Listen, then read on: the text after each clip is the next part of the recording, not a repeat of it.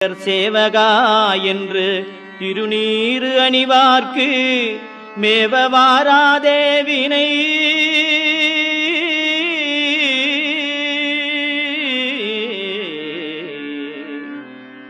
செந்திநகர் சேவகா என்று திருநீறு அணிவார்க்கு மேவ வாராதே வினை.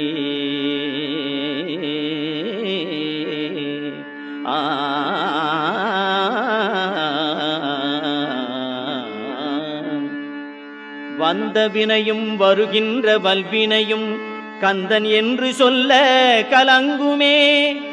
செந்திநகர் சேவகா என்று திருநீறு அணிவார்க்கு மேவ வாராதே